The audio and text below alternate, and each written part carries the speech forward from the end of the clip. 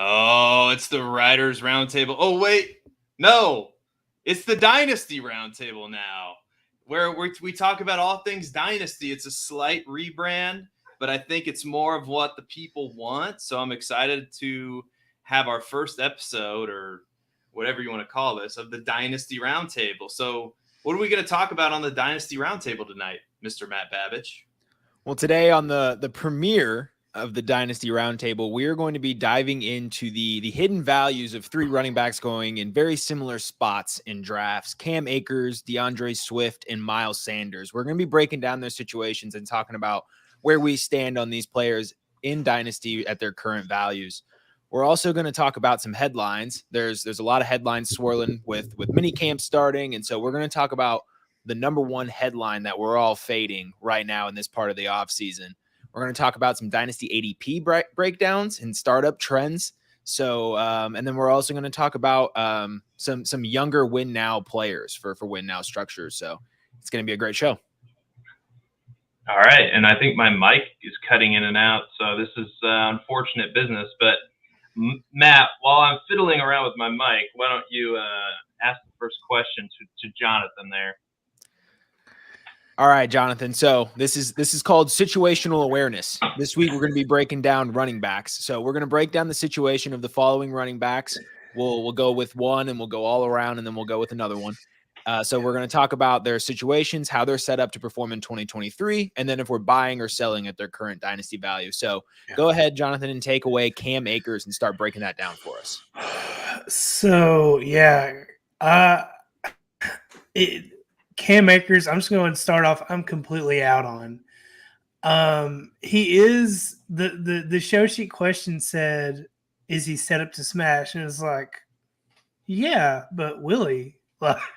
And I just don't know. I'm afraid what's going to happen is they're going to get the Cam Akers effect, where he'll have some modest games and then he'll disappear, and then he'll come back week 10 through 13 and have like 3 RB1 weeks in a row, and we'll wonder where it's all been.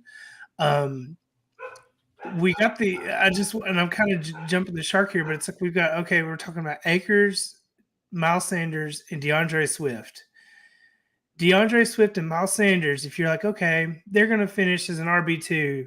Okay, that's fair. Cam Akers, the highest he's ever finished was RB35. Because of the way he's cobbled together his career, where his rookie year, he did the great playoff run, and then he had the Achilles, and then he recovered from the Achilles and played in the playoffs and did fine. Then he did really next to nothing this last year, but in the very end, he kind of caught fire at the end. I mean, he was awesome. I don't want to discount. He was awesome at the stretch. But over 17 games, I'm out. Yeah, this is an interesting. I think I'm back. Am I back? You're back with the microphone. I'm not going to touch this microphone. All right, I'm just going to leave it there, and it's going to be fine. If I have to lean all the way up to the microphone to get good, this is what I'm going to have to do. Maybe I can shift my camera around or whatever. Anyway, behind the curtain, guys. This is live television for you. But to answer this question, I mean, clearly this group of running backs might be the most frustrating group. I mean, we had such high hopes for DeAndre Swift, and we had such high hopes for Cam Akers when we drafted these guys in 2020. And out of all these running backs, I mean, DeAndre Swift has the biggest upside. I mean, when I looked at DeAndre Swift's numbers, as my dogs are going absolutely insane in the back. So we got mic issues. I don't know what my dogs are barking at back there. This is just the beauty of the thing that we do, that's podcasting, but whatever. And yeah, the dogs. Okay, my audio's clear. There we go. Okay, cool.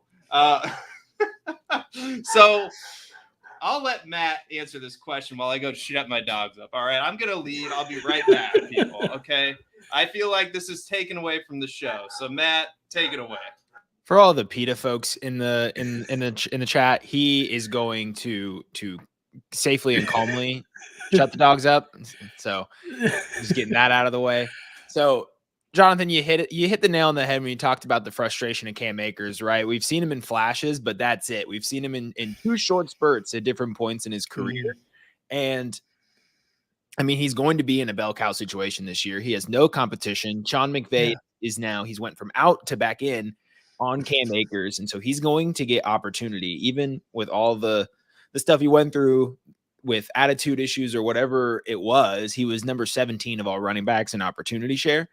And he closed the season with 4 straight games of 100 total yards, 4 straight games of 10 plus fantasy points, 3 straight games of 100 plus rushing yards, and 4 straight games of 2 plus targets. So the opportunity is going to be there. The problem is he's not drawing a lot of targets, which he should. He has the pass catching ability. He's just not drawing targets. And he hasn't been efficient as a rusher. He's had a limited goal line and red zone role. And so right now he's valued at RB22 in the 8th round. At 24 years old, with what he can do in 2023, I'm okay with spending an 8th round startup pick on Cam Akers. But if the draft is already concluded, the Dominator app says he's worth a 2023 second round pick or first pick in the second round in 2023. I'm selling Cam Akers at that price if my dynasty league is in full swing. You have Kendre Miller, Roschon Johnson, James Cook, just to name a few, behind Cam Akers in dynasty value. And if I can get Roschon for Cam Akers plus, if I'm a Cam Akers manager in dynasty, I would have done it probably 2+ months ago. In fact, in my only league, I would have had the option to do that. I have now both Roschon Johnson and Cam Akers, and I'm fairly happy about it. But when we talk about the pure value, it makes sense. But when we talk about the opportunity cost of passing up somebody like Kendre Miller or Roschon Johnson in a startup draft potentially, I agree with you, John. I'm out on Cam Akers too. I'm in for 2023. I think he's gonna. This is not a redraft podcast, but 2023, Cam Akers is set up to succeed. So, John, how about Miles Sanders? Yeah, he's my favorite of the 3. And I did not when I saw their names, I was like, ugh, I hate them all. I'm like, I think Seth, your dogs are just all 0 RB enthusiasts. They want their first running back to be, Chuba Hubbard or something. But Chuba Hubbard. Yeah.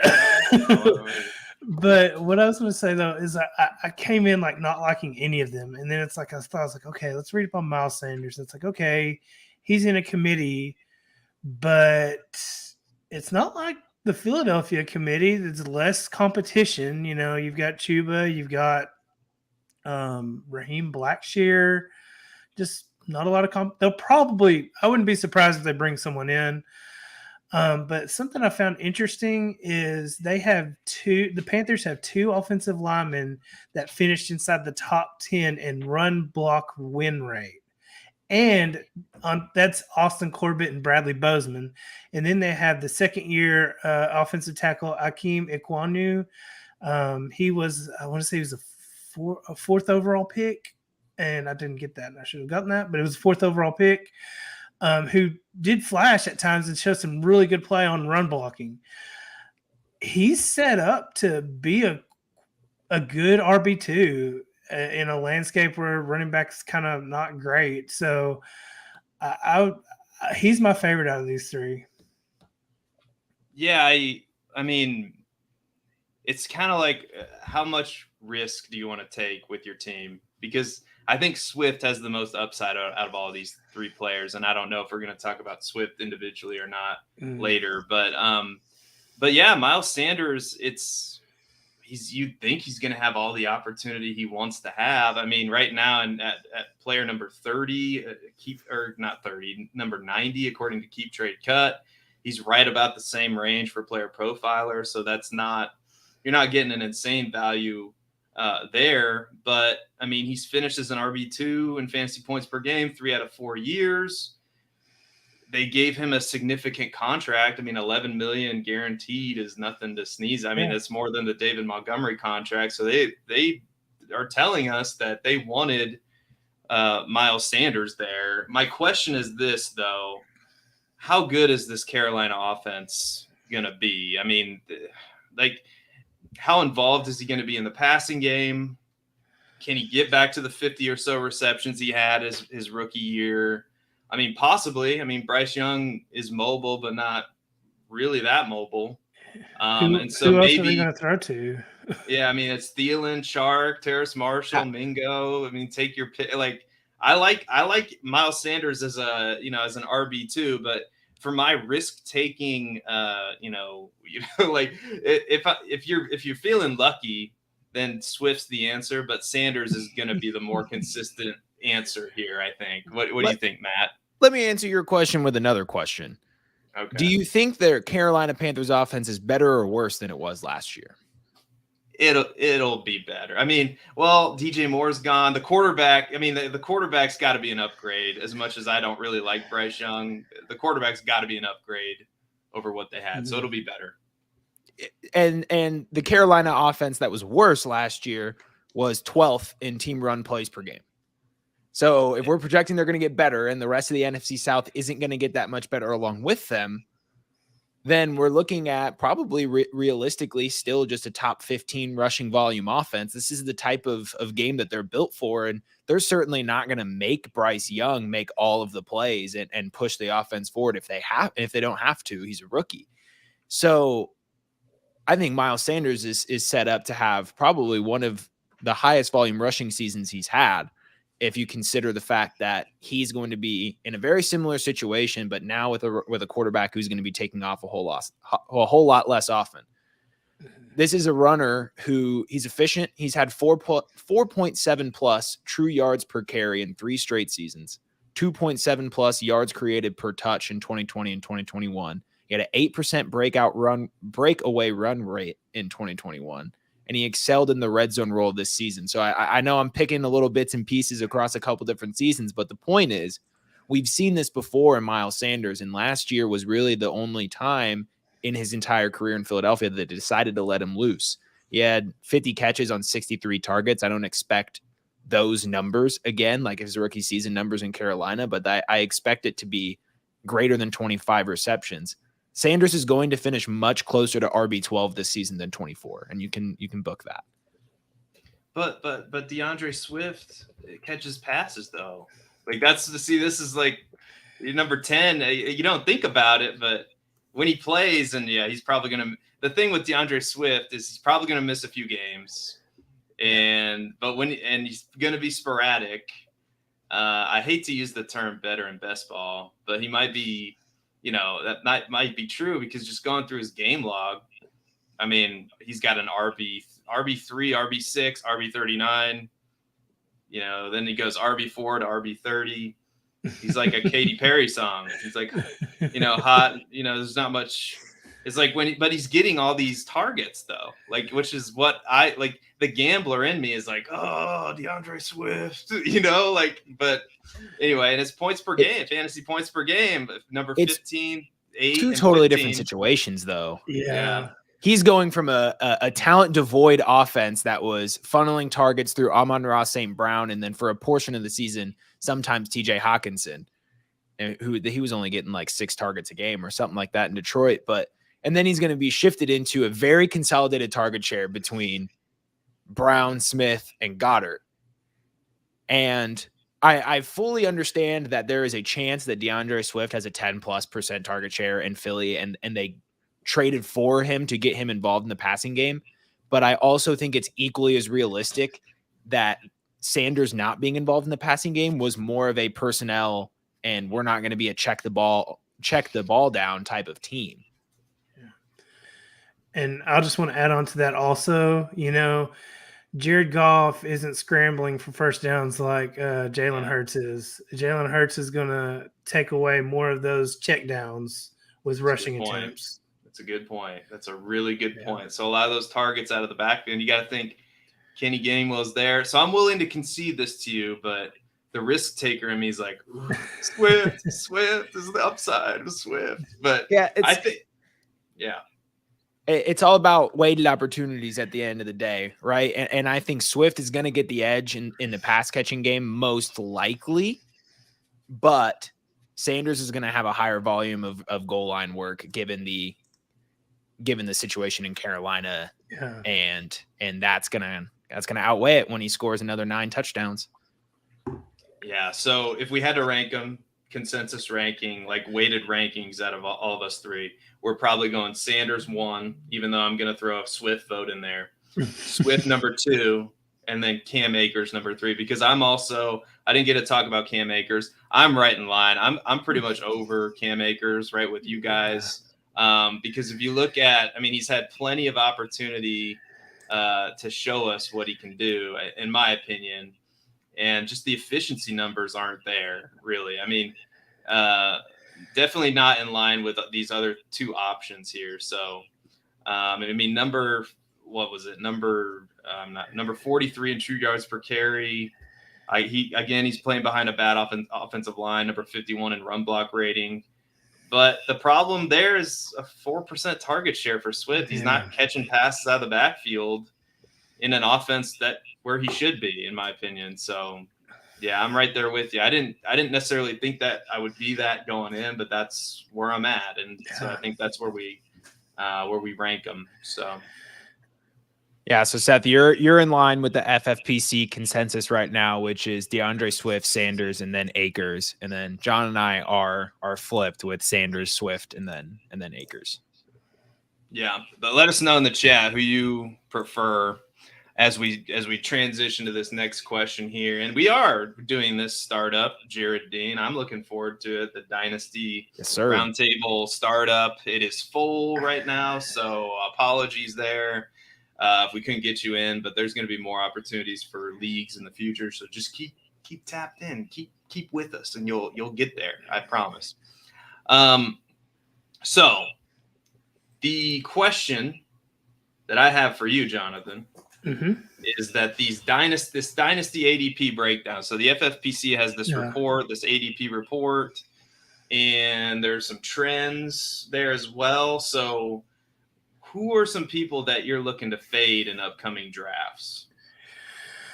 So I have monitored the YouTube chat, and I'm about to be silenced. Someone's about to come at my door right now because I want to talk about Jonathan Mingo. As a Jonathan, I can talk about Jonathan Mingo. I don't get his ADP.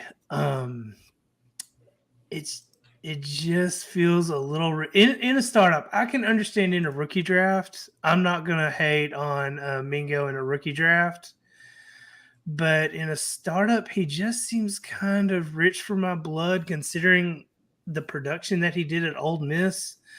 Let me get his player profile up here. Okay, sorry. I'm looking at his profile here, and it seemed like he had one good year his 4-year career at college, and it wasn't even but like 50 receptions. Let's bring it back up here. This is what Harry Snowman had to say. So he says, "I know I said all that into the draft that I did not like Mingo's catch rate, but he looks smooth in camp." Yeah, you just got to be wary of the smooth in camp, Yeah, it's just scary to me. And it's like, I know this doesn't really answer everything, but it's like, honestly, I'd rather go. I have it here later.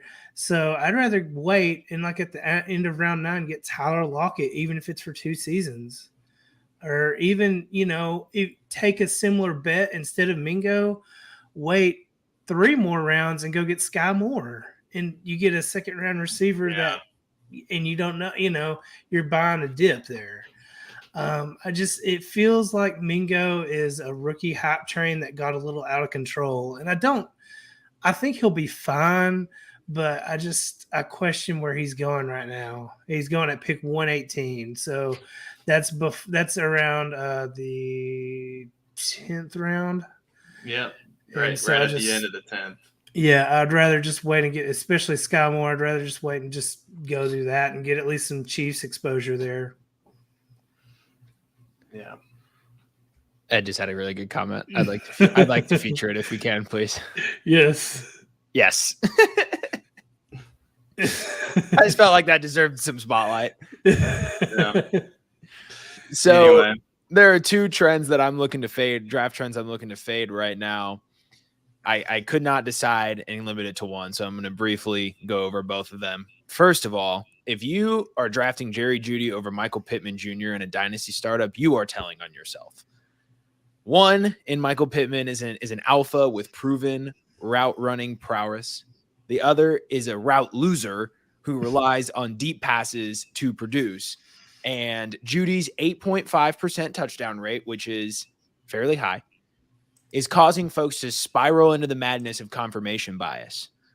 And now that Sean Payton is coming in and there's all this hype around the offense, are we not better than avoiding arguments that are purely personnel driven, front office driven? Have we not learned our lesson?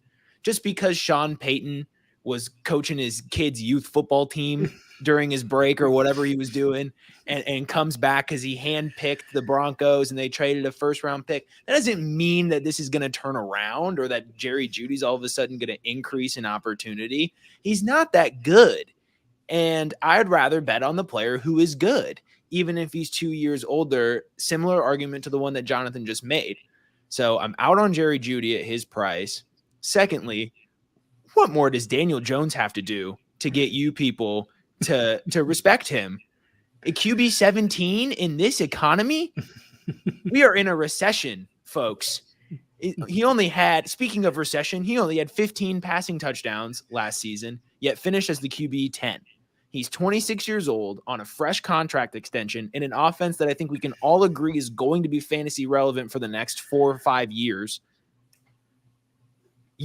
Bryce Young and CJ Stroud have played 0 downs in the NFL. We have no idea how good they are. How can you justify them over Jones in Dynasty right now? What's the justification? That they were drafted high? Okay.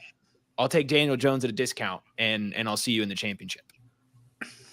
I'll see your Daniel Jones because I think you almost took my thunder, but you didn't quite take it because I'm going to add to your point, but it might take me a while to get there. So I don't understand. Somebody's going to have to explain it to me. CJ Stroud and Bryce Young. Let me tell you, according to Keep Trade Cut, are my favorite thing to look at, just because I'm just like, oh my goodness gracious. Bryce Young currently is ranked ahead of these quarterbacks, and I couldn't believe it when I saw it. He's ranked ahead of Deshaun Watson, Dak Prescott, Tua, Daniel Jones, and Geno Smith, who just finished as the quarterback 8 in fantasy football. So you're taking a bet on a quarterback who doesn't have DK Metcalf, who doesn't have Tyler Lockett, who doesn't have JSN, who doesn't have Kenneth Walker. Like, the best offensive weapon that Bryce Young has might be Miles Sanders.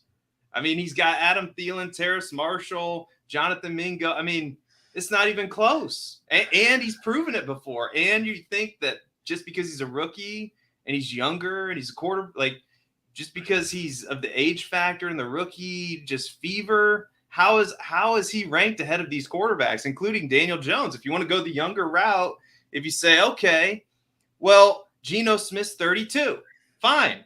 Take Daniel Jones then. Daniel Jones is a younger quarterback, and he's mobile, and he's proven it to you. I think he was quarterback 9 last year. I mean, he's proven it. So I don't understand. And the size, I keep coming back to the size too with Bryce Young. I mean, he'd be an outlier, the second outlier. I know he was a little bit bigger at the combine, but I suspect he was drinking many waters that day. And just shoving hamburgers down his gullet. I mean, he looks small and slight. So, and then CJ Stroud is being drafted ahead of all of those players except for Deshaun Watson. And when I watch CJ Stroud, I watch the Big Ten pretty carefully. I see a more athletic Jared Goff. That's what I see. And Jared Goff's getting drafted way later. You know, like I just don't get it. I don't understand. Somebody's going to have to explain those two players to me and why people love them so much. Anyway, not really either guys, not really either that mobile, not nowhere near as mobile as Daniel Jones, that's for sure. So that baffles me that those two guys baffle me, and I'm right there with you. Daniel Jones is how can you not like Daniel Jones? I mean, didn't he go in the 3rd or 4th round of a mock startup that Player Profiler just did? Didn't Derek Brown take him there? I mean, and in your drafts that you're going to do with your buddies, he's going to go way later. So you gotta go get Daniel Jones. Are we in a clickbait off? More athletic Jared Goff. I spent so long crafting up these statements. And then are you serious? I'm going to get beat by more athletic Jared Goff. I know for a fact. What was your comp? What did you write? What'd you write down? Well, I didn't comp him to anything. But I'm talking about these quotes that are going to be put on social media after the show. I mean, we're going to have someone do you like Jason Allwine and find your phone number if they see CJ Stroud as a more athletic Jared Goff. I mean, he's not necessarily in Houston playing with Marvin Harrison Jr. or Emeka Egbuka, or however you say his. I mean, those two guys are going to be 1st-round picks too. Yeah. So it makes sense. It's just a rude sounding comp. Like you hear that and it sounds icky. Jared Goff's fine. Like if he turns out to be Jared Goff, that's a success. That's a win. Like Jared Goff took a team to the Super Bowl. I mean, can you imagine if he takes Houston to the Super Bowl? I mean, come on. Yeah. So there you go. It's a praise. It's high praise. Jared Goff. That's a good comp, I think. Let's see. Joe Carlton. Yeah, but that's like the one. Him and Doug Flutie is really it. You know, it's concerning. I don't think you can argue that it's not concerning. So I think it's informative segment time. So Indeed. As I'm going to pull up an informative segment with the Podfather, and stick with us though, because we have more Dynasty talk, more outrageous comps or whatever, that we're doing on this show. And just let me find the right one because I can never find it. And here we go. An informative segment from the Podfather. Hopefully this is not an end screen. Hey, I want to take a moment to thank you for tuning in. It's important to me that all of our media be free, and one of our key missions is to make as much statistics and information and deep analysis available on playerprofiler.com for free. This is only possible because of you allowing a true independent sports media enterprise to thrive unlike any other in the business. So please subscribe to the All In package to continue to make all this possible. If you can't do All In, that's okay. We have a draft kit. Or you can just subscribe to the player rankings. Those now include Tight End Premium FFPC ranks, our brand new data analysis package. Will blow your hair back. And of course, there's our Dynasty Deluxe and our DFS Dominator. Take a moment, check out our premium services to ensure that all of our stats, information, data, content is available to you, especially you, the people that get the site and get the show. And I do want to mention that Trade Gods is an amazing show that is on tomorrow night at the same time as we air at 7 p.m. Central Time. Jason Alwine, Matty Kiwoom. You got to check it out. They break down one of my favorite things in the world. I think maybe if you're watching the show, it's also your favorite thing in the world. More important than, say, your family or, some other things. Dynasty trades. I mean, on Trade God. So go check out that show at 7 p.m. Central Time. But Matt, it's headline season, isn't it? There's scuttlebutt is in the air. There's a lot of them. There's gossip, everybody's looking good. So what headlines, what do we do with these headlines? Well, most of them we can take with a grain of salt because it's going to be, I'll read through some of these after we finish going around and talking about, which ones we're buying and selling. But first I want to start with Bijan Robinson. I know there's been, if you have watched Billy Muzio on any podcast he's done for Player Profiler recently, that he's not exactly where everyone else is on Bijan Robinson. And I tend to be closer to where he stands. So the headline says Bijan Robinson is headed for a committee, and I am buying that. Is he going to be the majority shareholder of this committee? Of course. But another headline simultaneously that I'm buying is Tyler Algier will not just go away. You do not just simply erase a rookie who had a 1,000-yard season over 5 yards per touch, ranked 20th in true yards per carry, 18th in breakaway run rate, and 15th in juke rate. And did that while facing the 8th highest stacked front carry rate, which is 8+ defenders in the box. That doesn't just go away. You have Cordero Patterson there too, who he's a talented playmaker. He could be used a lot in the passing game as well. So these guys just aren't going away. And if the Falcons have any intelligence to them, I know it didn't show a lot by drafting a running back that high, but if there's any intelligence there, they are going to protect their asset that they spent so much capital on. And they will utilize all of these players to the best of their ability. And so Bijan Robinson is just way too overvalued in year one. He's headed for a slight committee there in Atlanta. And then something I'm selling is Paris Campbell. We gotta pump the brakes on Paris Campbell. And this is coming from a Paris Campbell truther. Like, I believe that Paris Campbell is a good football player. I believe he looks a lot better in shorts. I believe the allure of Paris Campbell in the offseason has generally outweighed what has actually come to fruition. He didn't do a lot with some significant opportunity. And I'm also the take stems from Paris Campbell is not taking Wan'Dale Robinson's job long-term or short-term, really. Robinson won routes at an insane 54% clip as a rookie and garnered a 20% target share immediately. He was propelling that passing game when he was healthy. And this was in the beginning of his rookie season.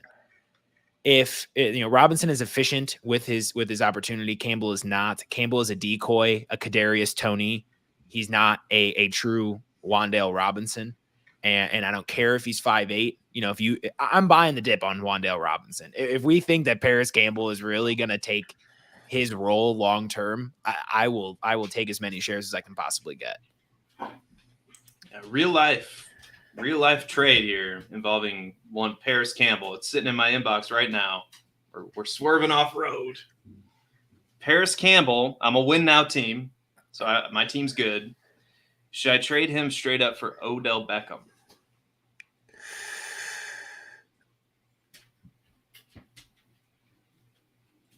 What do you think? Or is that just not? I just truly do not. I think I would, but there's not a lot of conviction behind there. All right, I should probably ask for more then. If you guys are like, I don't know. I would rather have a pick of equal capital. I'd rather just take a dart throw on. Yeah, because there's not a lot. There's not a lot of guaranteed volume for Odell. It's a fairly low volume passing offense. The Giants aren't the highest volume passing offense either, but Paris Campbell could be getting, jet sweeps on the 3-yard line and touches to score. I don't think either are desirable. And if you have to play either in your dynasty league, you're probably not feeling too good about your chances that week. Gotcha. All right. Jonathan, which headlines are you buying? Which headlines are you selling? I've got one that I'm buying, I'll be quick on, and two that I'm selling. The one that I'm buying, a player that was actually mentioned on the show last week, Elijah Moore, man. Just that dude, he is making plays all over practice. I did a little study here. The last two seasons, the Jets had 9 weeks where a wide receiver finished as a wide receiver 1 or higher in the last 2 seasons.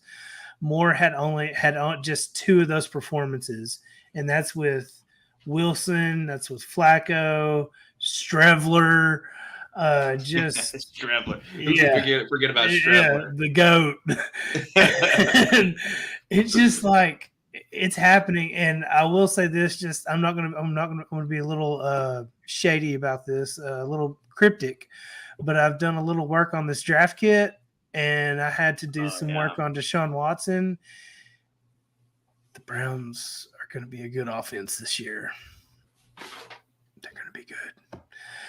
The 2 guys that I'm selling, I'll be really quick on this, is 2 Pittsburgh receivers.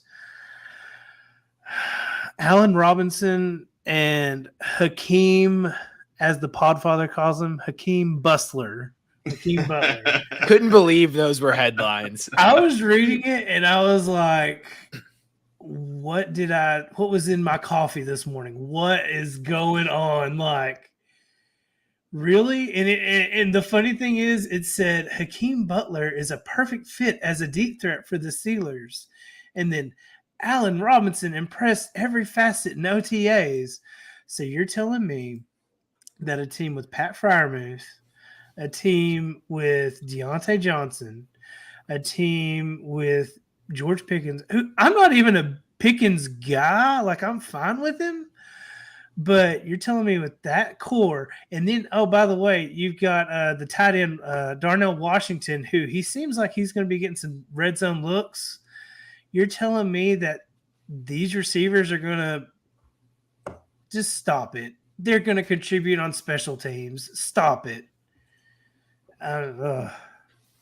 No, I couldn't believe that was the one I saw too. I was like, really? What are we doing here? Yeah, what are we doing here? Exactly. I'll tell you the one I'm buying, like hook, line, and sinker, is the fact that Chase Claypool is not the most motivated individual in the world. Yeah. Yep. And that trade is aging very, as they say, poorly. I think that's one of the when it happened. And I could understand the rationale in the moment.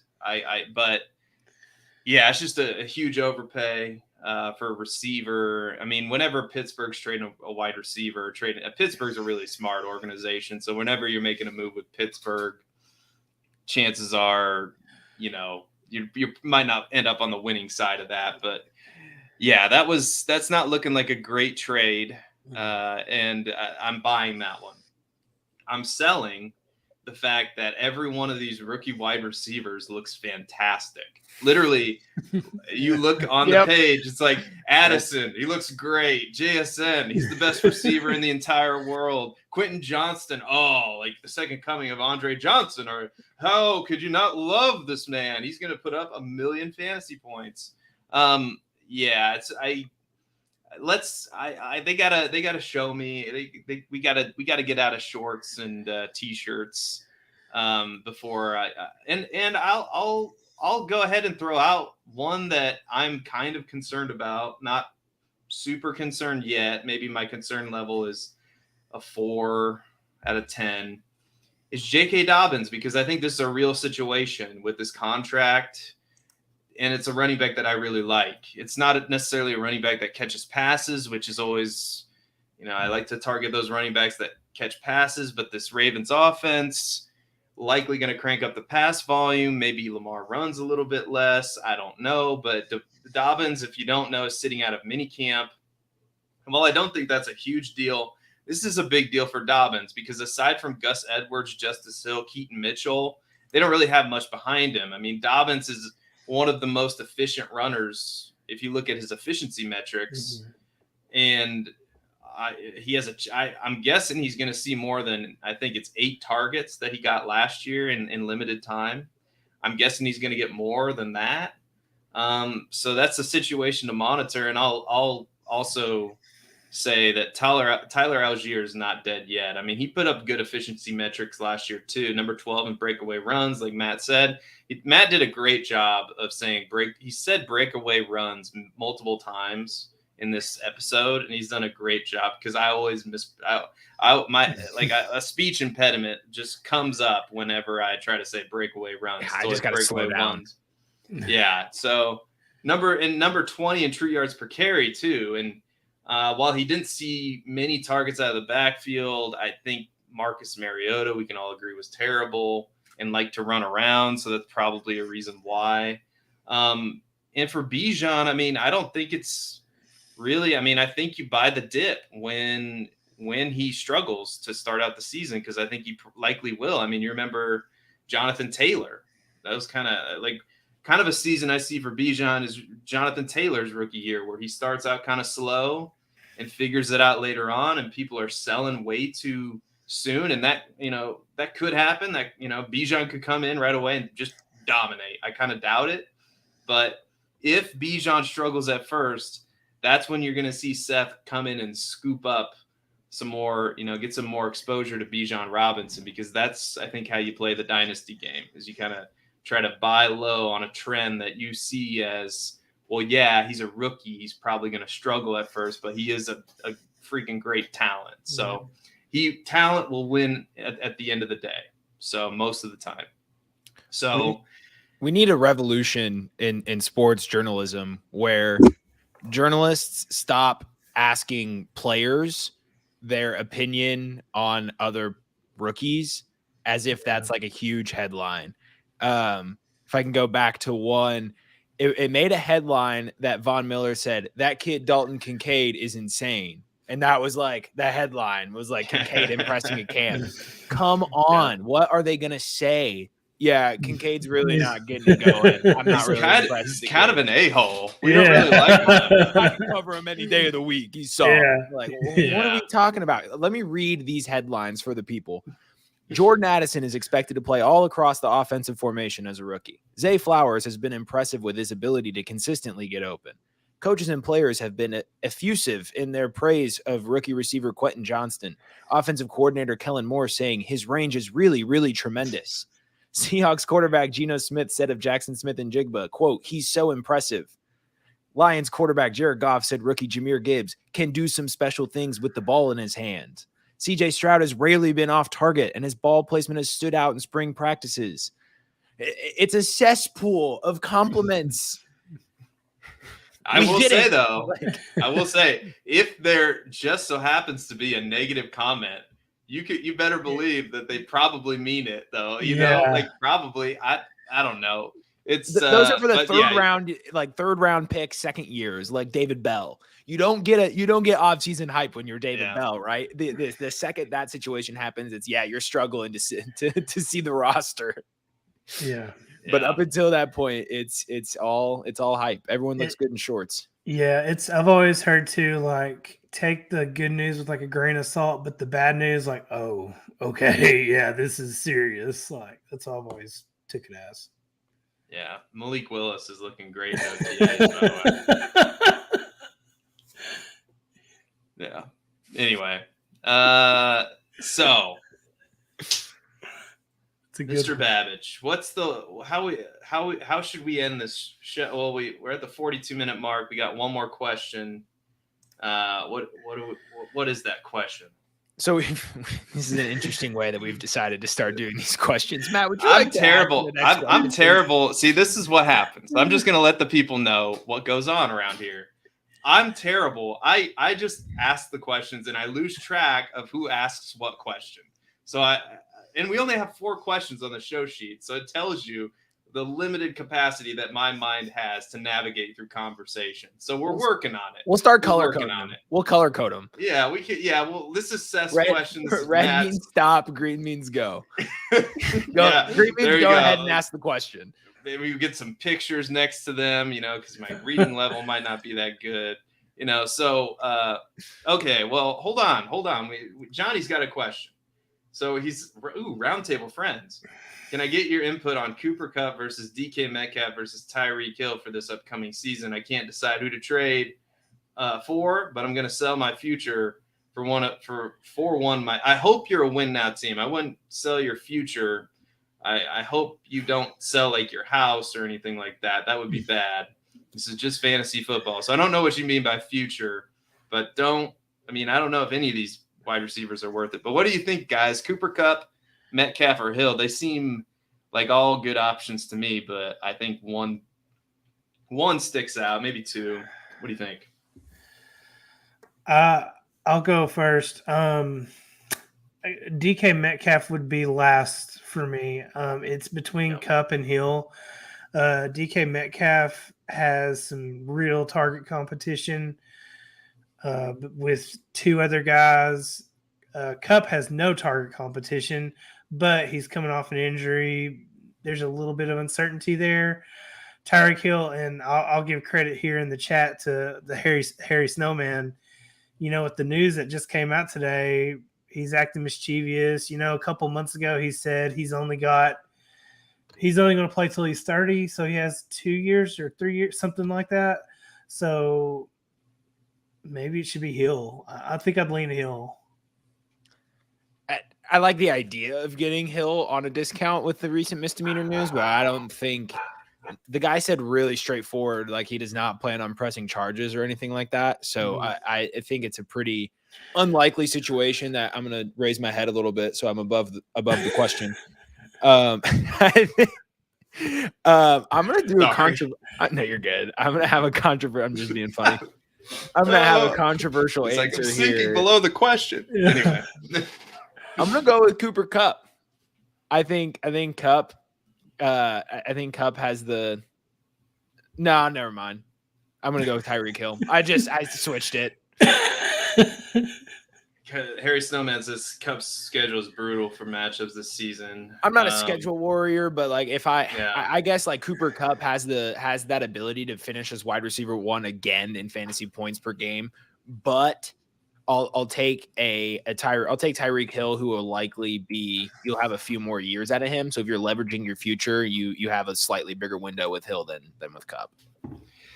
Yeah, I think I agree. But I still think Cooper Kupp's gonna have a monster year. I mean, he has no target competition in an offense with a bad offensive line. It's probably not going to be able to run the ball. Probably not going to be a very good team in a division with San Francisco and Seattle. So they're probably going to be playing catch up a lot. I think it's an intriguing situation, but it's hard to argue with the upside of a Tyreek Hill. I mean, the guy has obviously the best wide receiver in fantasy football upside on a week in, week out basis. So does Cooper Kupp, but I just like the situation a little bit better. Do you think Jalen Waddle plays in here, or is it just like we proved it last year that there's room for both of those guys in that offense?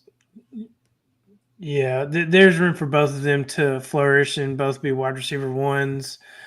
I can't remember the stat, but it's like the last few years, there's been an NFL team that's been able to produce 2 fantasy wide receiver 1s.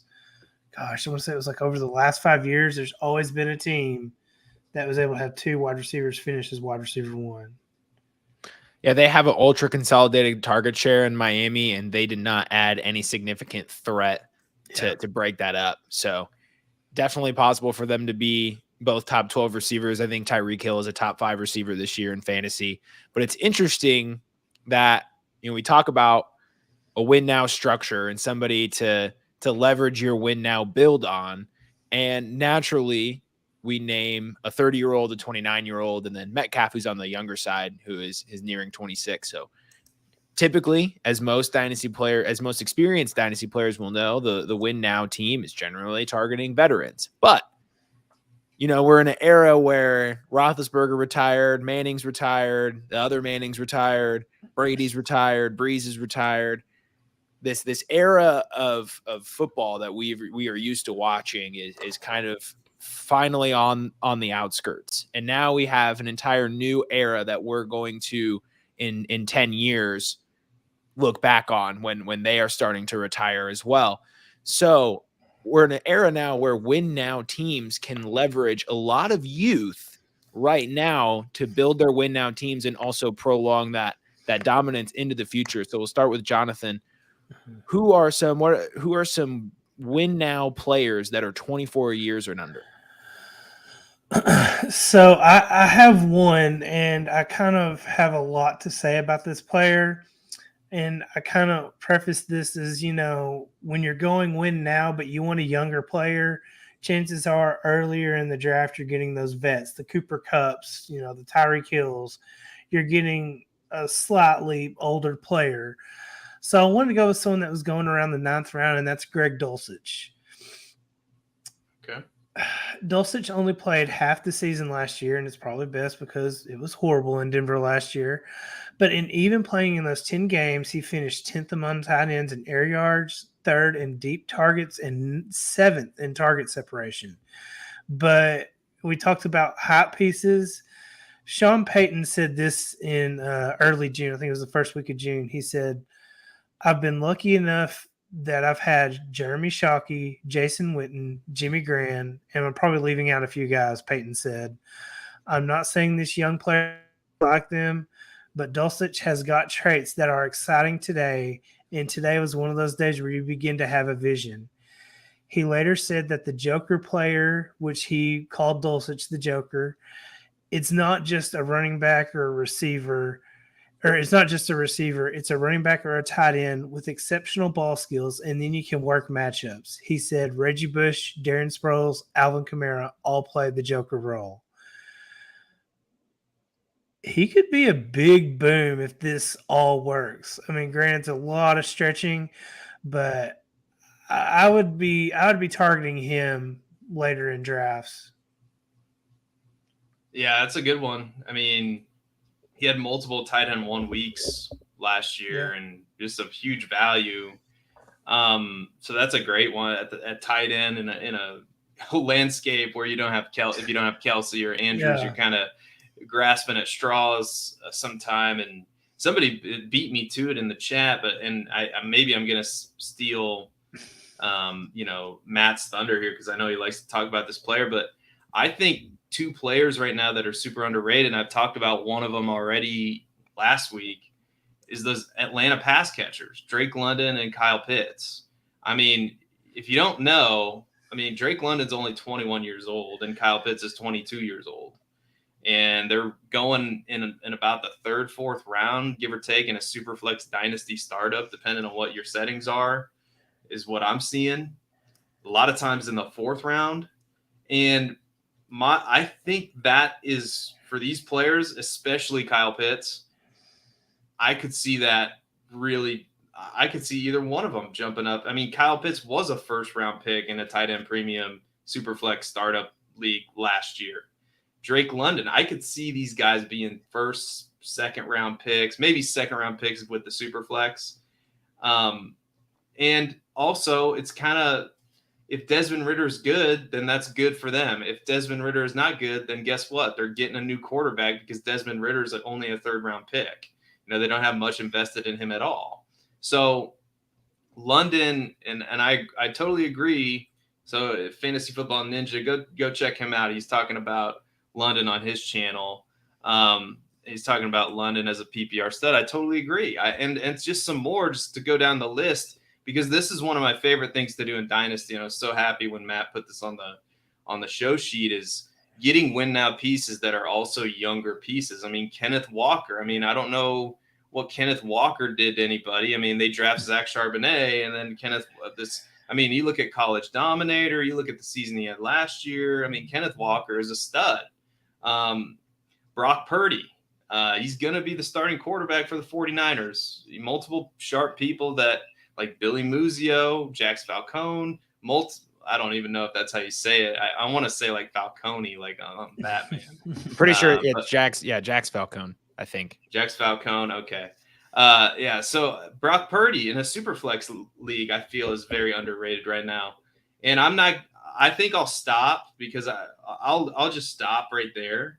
Because there are some more posts, like guys who are getting ranked lower than 100, like out of the top 100 guys that I like Sky Moore, we mentioned. I mean, Sky Moore has a real chance to be the top target getter in Kansas City. It's an ambiguous wide receiver group. If you think it's going to be Kadarius Toney, I don't think so. I think you're right. Like, Kadarius Toney has only proved to us that he's the very model of inconsistency. So those are some, and I could go on and on and on. But Matt, who are some of yours? I think my top one is Roschon Johnson. There you go. 22, yeah, Roschon Johnson. Love it. 22 years old. 22 years old. You can't convince me that you would rather have Dalvin Cook in fantasy over Roschon Johnson, or even Aaron Jones in Dynasty right now, with where these running backs are at in their career. David Montgomery right now as a win now team. I know maybe Seth and I don't agree on Roschon Johnson versus David Montgomery, but he's one I am trying to build all of my core teams around, no matter what stage I'm in. Rashad White's another. He's at 24 years old. Dobbins is not 25 yet. So per the structure of my question, the rules of the question, I specifically made sure to let myself get that pigeonhole that in there.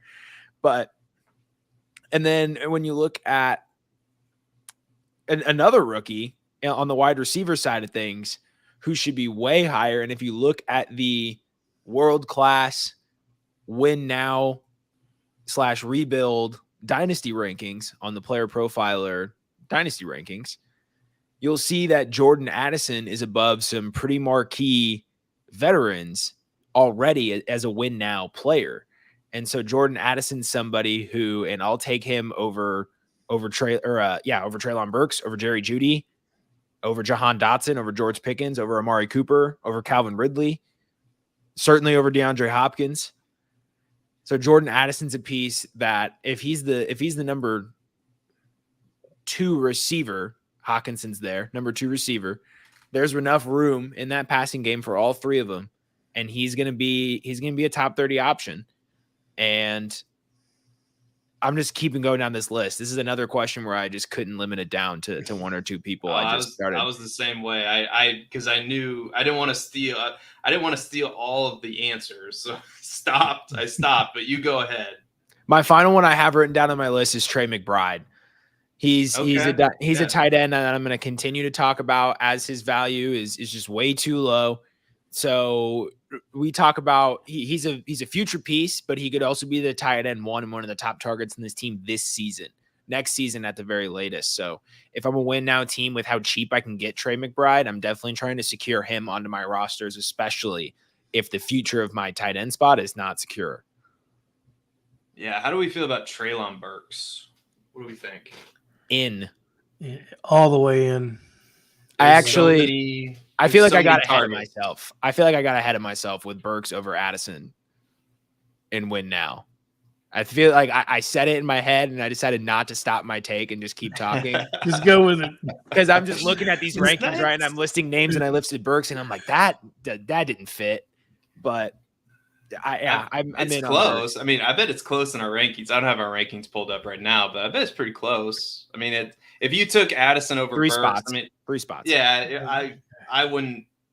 It wouldn't be a, oh my God, I can't believe you took Addison over Burks type of thing. But yeah, I mean, there's so many targets in that Tennessee offense, and Tannehill's still there. I get it, but they drafted Will Levis, who could have some upside. So that's a very intriguing situation. I like Chigakonkwu for the same reason, because there's just so much volume. He had a really efficient rookie season as a tight end, 23 years old. So yeah, Sky Moore as well is one of my favorite players to be adding right now. It's a total projection, but I think it's a projection. Like, who do you think is going to take those Juju Smith-Schuster targets and those, like, who's the most likely candidate? I think it might be a player like Sky Moore. So, it's a player they took in the second round 2 years ago, or a year ago, however you want to say it, probably a year ago in the last draft. That's how you say that. Anyway, Jonathan, thank you so much for coming on the show today. You've been an absolute stud with the draft kit. So what do you have to plug? Where can the people find you? Tell everybody everything there is to know about Jonathan Lange. Yeah, so you can follow me at 4th and Lang on Twitter, and I have been working on the draft kit, and I actually have something else on that tonight.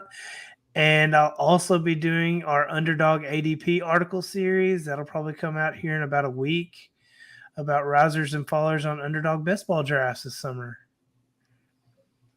All right. Yeah, for those of you who don't know, I just have to say this because Jonathan didn't do a good enough job, in my opinion, of propping himself up. Theo Gremmond, Jonathan has been our director of content's right-hand man with this draft kit. I mean, he's been available. He's written up so many players, and he does a fantastic job. So that's another reason why you need to go get the draft kit, which is live right now. You can go get it right now, and it's amazing. And Jonathan put some hard work into that, and we greatly appreciate Jonathan for doing that. And Matt Babich too, and wrote a bunch in that draft kit. It's like great people that you see on this show that their sole interest is they want you to win at fantasy football. And so when you bring all these people together with that mission, we just produce something fantastic. And that's what this draft kit ended up being. So sorry to hijack Matt Babich's time. But Matt Babich, what do you have to promote? I couldn't say that better myself. So recently I have been just putting a lot of effort into the draft kit, been making sure that I'm kind of keeping bandwidth open as we've been trying to put that to a close. Shout out to Theo Greminger for all of the incredibly hard work that he's put in trying to coordinate all of this in the last hours before we fully start plugging this thing to oblivion. So shout out to Theo there. He's the best. So in the draft kit, you'll be able to find a handful of blurbs from me, as well as 2 full player profiles for Javonte Williams and Mark Andrews. So I'm very excited about those. And then you can also find 2 team reviews / previews from me as well with the Patriots and the Seahawks. I gotta say, I looked at those player pages or the team pages for the first time over the weekend. Those things look incredible. The graphics from just the layout of the text with the signature trend breaking up the preview and the review. There's truly, and I know it's a plug from somebody who's associated with the seller, but it is truly the best comprehensive draft kit I have ever seen. And it blows me away, when you have more of a peek behind the curtain of how this stuff is put together. Just blows me away, the amount of talent we have on this team and the people who put so much hard work into this. So go buy the draft kit. It's incredible, I promise. If you don't think it's incredible, I will give you your money back. No, I won't. We'll clip that small part out. Yeah, we'll highlight that. We'll put it on the play profile on Twitter. If you do not like the draft kit, Matt Babich will give you your money back. If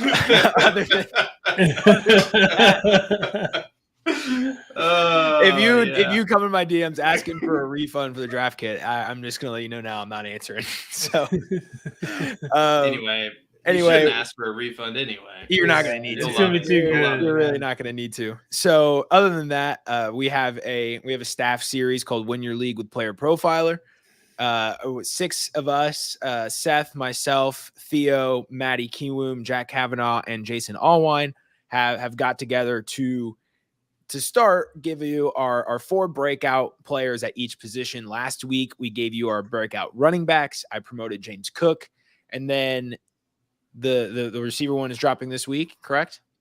Not tomorrow, but the next day. Friday? Was that Friday? Yeah. Yep. So it'll come out Friday. We got hung up there with Dynasty Week, but anyway, so it's coming back. Yep. So we'll have receivers out this Friday, and then going forward, I believe it's tight ends and then quarterbacks. So that was this is a really fun series to do. We're not stopping at breakout candidates. We're going to be keeping this thing going, this collaborative series. Giving you 6 different POVs from the same prompt is something that not a lot of places are doing. So happy to be a part of this. And Seth and I are cooking a lot of stuff up behind the scenes with this show. So just stay tuned for some incredible content. Yeah, I feel like this show's come a long way since we first started it. So I appreciate the audience, and I appreciate all the guests that we get, like Jonathan and Matt has helped me grow the show. So it's and it's on Player Profiler Network, which is something that was cool when it happened. So I really appreciate everybody involved. We have such a great team here at Player Profiler. And it's really odd. Like, I just don't know what else to say about it, but we produce some of and for some reason, I still feel like Player Profiler is underrated. Like everywhere I go, I ask people, hey, they ask me what I do, and I tell them, I show them the website, and everybody's like, oh my God, this is cool. You guys give away that it's free. I said, yeah, a lot of it's free. You can pay for stuff too. You probably, the draft kit you have to pay for, but look at all these stats and metrics that you get for free. I don't think there's anything else like it that I know of. I mean, it really is. I don't know. I just don't. It's fantastic stuff. It's the best stuff out there, and I'm not just blowing smoke. I really feel that way. And so anyway, go check out the free stuff beforehand for sure. Go check out the articles. All those are free. Go check out the player pages. All those are free. Go check out that stuff. Like I said, we got articles pumping every day. Every day we have a new article that'll help you. It's designed to help you in Underdog. Like Bradley Stouter just published an article fantastic best ball player. I mean, I read the article, I learned something, and I've been playing best ball underdog for years now. So fantastic analyst. Go check him out. We have, like I said, the breakout series going on. That'll come out Friday. We have new writers that we're promoting as well. So check them out. So we have some newer writers coming through the program, and it's all fantastic stuff. And so I just can't advocate for it more. And if you want to follow me on Twitter, you can at Seth_Diewold. And I've also got a YouTube channel as well. So if you want to go do that, you can. So anyway, I think that's the show. Do we have any final words of wisdom for the people who are still with us? Yeah. If you think the content's stopping here, the GOAT District is live right now, and you can catch that now, or you'll be able to catch it right after this is done. So JD, Theo, Dan, and I actually don't know who they have on this week. I didn't get sent this show sheet again, but I'll be in the chat there as well. So come watch the GOAT District. There, it's always great content. I learn something new every time. So hop in. Jonathan, any final words of wisdom? Any nuggets, pearls of intelligence? I will say one thing, just one quick stat before we get out of here, because there was a quick thing about Justin Herbert. Did you know that he was behind? Let me get back up here. He was 31st in not average depth to target, but it was average completion target of yards. And he is now getting a new offensive coordinator. I think he's going to be better than people realize this year. That's some of my favorite stacks, or they're so easy to get, is those Chargers. Like, give me all the Chargers that I can get. Yeah. Well, guys, thank you so much for tuning in. That is it for the Dynasty Roundtable, the inaugural sort of episode of this thing. So thank you for watching. Don't forget to like and subscribe. Watch Trade Gods tomorrow. Do it. It's a great show. And we will catch you next time. And oh, by the way, nobody cares about Aaron Rodgers. We'll see ya. Hey, you like that video? Be sure to subscribe and activate those alerts so you get notified as soon as new videos drop. And be sure to check out playerprofiler.com. We have all the tools for you to dominate every type of fantasy league. We have a draft kit, Dynasty Deluxe, data analysis, DFS Dominator, and don't forget the player rankings to rule them all.